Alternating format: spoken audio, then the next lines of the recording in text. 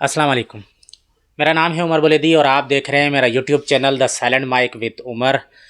जनाब, आज इंडिया से बड़ी बड़ी खबरें आई। एक तो खबर हमारे फील्ड मार्शल साहब हैं, उनकी एक स्पीच को लेके वहाँ पर एक वबाल मचा हुआ है। उस पर तो मैं आगे चल के डिस्कस करूँगा, लेकिन इंडिया से एक खबर आई थी कि अपोजिशन के साथ यहाँ पर जो सलूक हो रहा है वो तो हो रहा ही है। आज भी जो है ना वो बहुत सारी सज़ाएं अनाउंस की गई, जिसमें सनम जावेद और आलिया हमज़ा भी शामिल हैं और यास्मीन राशिद साहिबा भी जो है ना उसमें शामिल है, जिनको सज़ाएं दी गई। हाँ, अलबत्ता शाह महमूद कुरैशी साहब को जो है ना वो बरी कर दिया गया इस केस से भी। और उन्होंने पिछले ही केस में साबित कर दिया था कि वो जिस वक़्त ये साजिश बुनी जा रही थी या 9 मई हुआ था, तो वो उस वक़्त नहीं थे लाहौर में और वो कराची में मौजूद थे और अपनी बेगम के जो है ना वो इयादत कर रहे थे और उनकी साथ हॉस्पिटल में थे।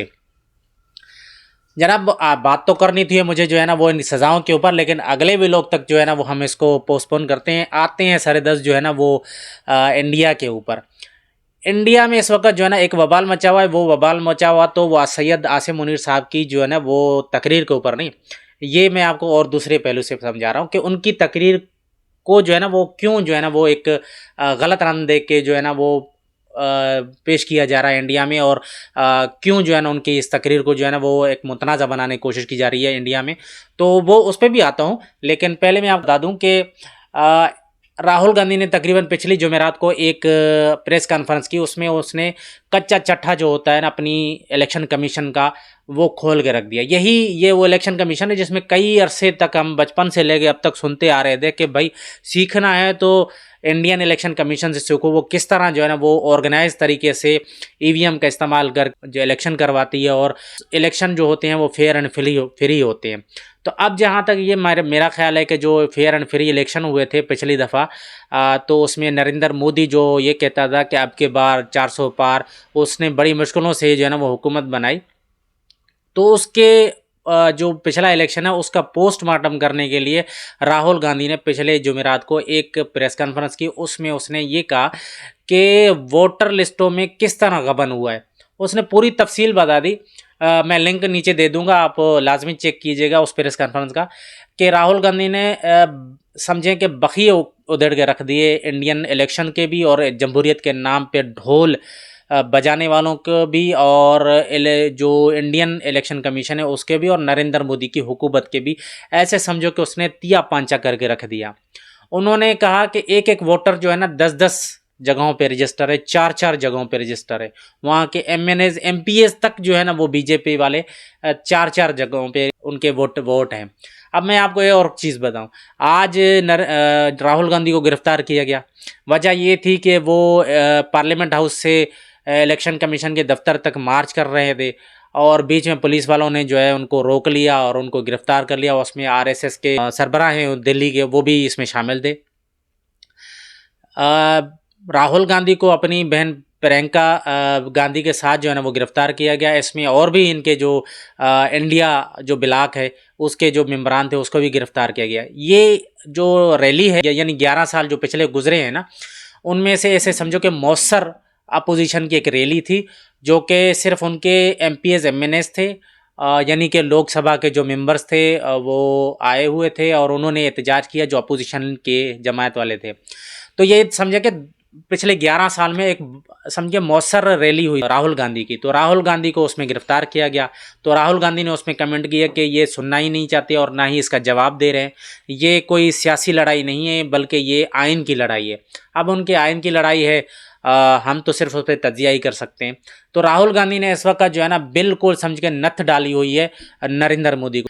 नरेंद्र मोदी इस तमाम तर जो उसके ख़िलाफ़ बन रहा है, एक सिनेरियो बन रहा है, और उसके ख़िलाफ़ जो इंडियन अवाम है वो समझ रही हैं कि मोदी हुकूमत ने ऑपरेशन सिंदूर, यानी उनका ऑपरेशन सिंदूर था, हमारा तो मार्का हक था, उसमें जो है ना उन्होंने इंडियन अवाम को बेवकूफ़ बनाया। अब ताज़ा मिसाल मैंने कल एक व्लॉग किया था जिसमें एपी सिंह है, air chief, Indian air chief है, उन्होंने जो है ना वो एक समझे कि खच मारी या ख़ुद का मजाक बनवाया दुनिया में कि एक टेक्निकल बंदा जो कि इतनी हाई ऑफिशियल सरबराह है जो एयरफोर्स है उनके, इंडियन एयरफोर्स, उसमें कि सरबराह होने के नाते उनको जिम्मेदारी का मुजाहरा करना चाहिए था। उन्होंने एक भुंगी मार दी कि भाई हमने पाकिस्तान के 6 जहाज जो है ना गिराए, और वो पिछले 90 दिनों के बाद उन्होंने ये अनाउंसमेंट की है, तो दुनिया उन पे हंस रही थी। फिर 4 तारीख को जो इंडियन के आर्मी चीफ हैं, उन्होंने भी जो है ना एक कहा था कि ऑपरेशन सिंदूर और मार का हक हुआ है, उसमें दोनों तरफ से जो एक दूसरे के ऊपर हमले किए गए, वो एक शतरंज की चाल से जो उन्होंने तस्बीह दी। और इस तशबीह के बाद जो है ना उन्होंने ये भी कहा कि हो सकता है कि अगली जंग भी जल्दी हो जाए और हाईटेक जंग होगी।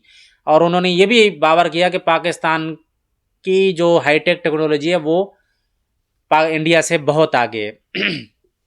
अब ये दोनों जो है ना वो आर्मी चीफ और एयर चीफ ने जो ये तकरीरें की, एक ने तो आईआईटी मद्रास में की, दूसरे ने बेंगलोर में जो है ना वो खिताब किया। उस दौरान दोनों ने जो है ना वो अपने अपना पॉइंट ऑफ व्यू दिया इस जंग के बारे में जो पाकिस्तान और इंडिया की पिछले दिनों जंग हुई थी। अब इस तनाजुर में ना ये क्यों जो है ना वो फुलझड़ियाँ छोड़ी जा रही हैं कि पाकिस्तान के हमने 6 जहाज़ गिरा दिए, या पाकिस्तान को हमने बहुत बड़ा नुकसान दे दिया, हम इससे ज़्यादा भी नुकसान दे देंगे अगली जंग में पाकिस्तान को। आर्मी चीफ जो उनके हैं वो ये कह रहे थे।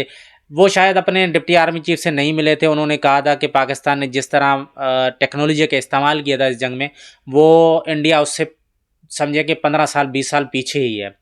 अब ये हुआ है कि जो राहुल गांधी ने जो एक वोटर चोर का नारा दिया और एक प्रेस कॉन्फ्रेंस की, आज उसने जो है ना रैली भी की, और पूरे इंडिया में जो सीनियर तज्जियाकार हैं और सीरियस तज्जियाकार हैं, मैं ये दोनों लफ्ज़ इसलिए इस्तेमाल करता हूँ कि सीरियस इसलिए कि वो जो भाजपा की जो सरकार है उसके जो है ना वो तलवे चाटने वाले नहीं, ये जो इंडिपेंडेंट सहाफ़ी हैं उनकी मैं बात कर रहा हूँ। तो उन्होंने भी जो है ना इसको यही उसके ऊपर जो है ना एक समझे कि नैरेटिव बिल्ड कर रहे हैं कि ये जो हुकूमत आई है नरेंद्र मोदी के, इसने वोट चोरी किए हैं और उसी के बलबूते पर इन्होंने इलेक्शन जीता है और हुकूमत कर रहे हैं। अब हुकूमत तो नहीं जाएगी उनकी, ये तो इंडिया में एक मिसाल नहीं बन सकती कि हुकूमत उनकी जाए, लेकिन हुकूमत पे ये दबाव आएगा कि वो नए सिरे से वोटर लिस्टें उन पर काम करे और नए सिरे से वोटर लिस्टें बनाए। राहुल गांधी ने भी आज यही कहा कि वोटर लिस्टों की साफ और सुथरी चाहिए उनको। अब मैं इस पॉइंट को दूसरे जो हमारी खबर है उससे मैं जोड़ रहा हूँ ना, कि राहुल गांधी ने ये तमाम तर वहाँ पर जो है ना एक समझे कि नरेंद्र मोदी के खिलाफ एक महाज खड़ा कर दिया, तो उसको छुपाने के लिए 2 सरबराह ने, फोर्स के सरबराह हैं, एक आर्मी चीफ और एक दूसरे जो एयर चीफ, उनसे ये तकरारी करवाई गई। और वो तकरीर जो थी आर्मी चीफ वाली 4 तारीख को हुई थी और बयान कब की गई है, 9 तारीख को मीडिया में लाई गई है। एयर चीफ ने जिस तरह की बोंगी मारी मैंने आपसे बता दिया। तो ये दोनों चीज़ें थी, इससे जो है ना काम नहीं बना, इससे इंडिया का काम नहीं बना, इंडियन हुकूमत का काम नहीं बना, क्योंकि वो जो मोमेंटम राहुल गांधी ने बनाया है वो पीछे नहीं हट रहे। क्योंकि जितने भी इस वक्त इंडिपेंडेंट सहाफ़ी हैं वहाँ पर इंडिया में, वो इस मुद्दे को लेके या इस मसले को लेके बहुत ज़्यादा शोर शराबा कर रहे हैं और बहुत ज़्यादा जो है ना इस पर वीडियोज़ बना रहे हैं। दिन में 4-4 वीडियोज़ आ रही हैं लोगों की वहाँ पर, और वहाँ पर यूट्यूब ही वो वाहिद प्लेटफॉर्म रह गया है जहाँ से इंडियन जो सहाफ़ी हैं सीनियर और सीरियस, दोनों सहाफ़ी जो है ना वो इस वक्त यूट्यूब को इस्तेमाल करके सच जो है ना वो दुनिया को बता रहे हैं। जैसे आर्मी चीफ और इंडियन एयर चीफ के जो बयानात थे उसके ऊपर परवीन सुहानी ने वायर के साथ एक पॉडकास्ट की, उसमें उन्होंने बिल्कुल कच्चा चिट्ठा उन्होंने भी खोल के रख दिया कि किस तरह ये मानने वाली बात नहीं है एयर चीफ वाली। अब ये तमाम तर जो वो सिचुएशन मोदी के खिलाफ जा रही थी, तो उसने जो तकरीर पाकिस्तानी डायस्पोरा से और फील्ड मार्शल साहब ने की हुई है पिछले दिनों की थी अमेरिका में, उसको लेके वहाँ पे कोई चीज़ अलाउ नहीं थी, यानी कि इलेक्ट्रिक गैजेट्स कोई भी अलाउ नहीं था, ना मोबाइल, ना लैपटॉप, ना ही जो है ना कोई रिकॉर्डिंग वाले ऑप्शंस, ना ही वहाँ पर कोई नोट्स लेने वाली चीज़ें थी। तमाम तर लोगों को ये जिनको दावत दी गई थी उनको बोल दिया गया था कि ना आपके मोबाइल इलेक्ट्रिक गैजेट्स यानी आपके जो इलेक्ट्रिक गैजेट्स है वो नहीं आएंगे, नोट पैड भी नहीं आएंगे और कोई भी रिकॉर्डिंग की चीज़ नहीं होगी। तो वो तो वहाँ से तो खबर निकलना महाल ही है, क्योंकि वो पाकिस्तानी सहाफ़ियों से वहाँ के जो लोग हैं वो उनका मिल मिलाना है। तो इस वजह से कुछ खबरें पाकिस्तान वहाँ पे आर्मी चीफ की जो तकरीर थी उसकी बाहर आई।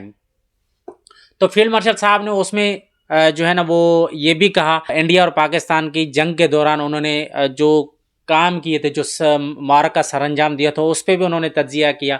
इसके अलावा जो है ना इंडिया को तंबीह भी की कि भाई इस दफ़ा जो आप जंग करेंगे तो हम आपको ऐसे वापस खाली हाथ नहीं जाने देंगे, बहुत कुछ करके आपको छोड़ देंगे, जिस तरह 10 मई को आपसे हुआ उससे दुगनी ही होगा आपके साथ।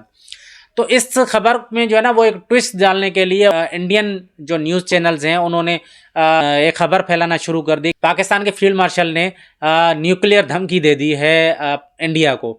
एक गलत खबर थी और गलत खबर है क्योंकि इसको किसी बड़ी मीडिया आउटलेट ने कवर नहीं किया है। हाँ, सरसरी सी खबरें बनाई है कि इंडियन मीडिया क्यों ये बोल रहा है और इंडिया में क्यों जो है ना इस तकरीर को लेके जो है ना वो एक तूफान बपा किया हुआ है।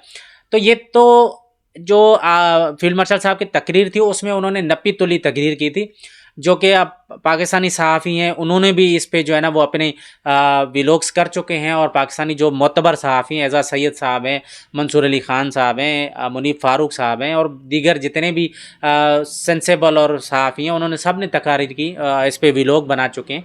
तो उन सब ने इस बात को कोट किया। फील्ड मार्शल साहब की जो तकरीर थी वो एक बिल्कुल ही नपी तुली तकरीर थी और टू द पॉइंट तकरीर थी।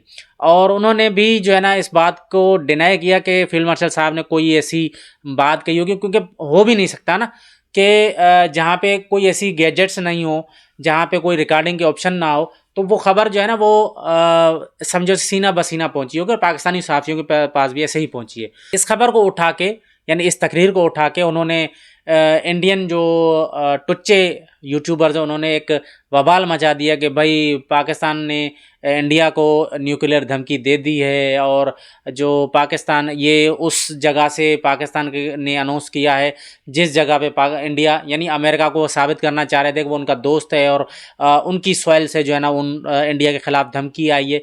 बहुत ज़्यादा जो है ना कल रात से जो है ना ये सारा जो है ना बवाल मचा हुआ है इंडिया के अंदर, एक तूफान है जनरल साहब की जो है ना तकरीर को लेके।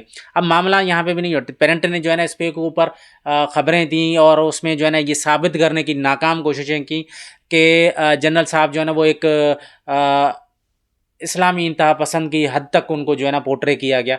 ये एक फेक थी, इसलिए दुनिया ने किसी ने उसको ऑन नहीं किया। ये वाला जो मामला इंडिया ने उठाया था अब जाके जो है ना ये ठंडा होना शुरू हो गया है, क्योंकि इससे भी जो है ना उनका काम नहीं बना। जो राहुल गांधी ने इस वक्त इंडिया में तूफान मचाया हुआ है, राहुल गांधी को जो है ना गिरफ्तार किया गया।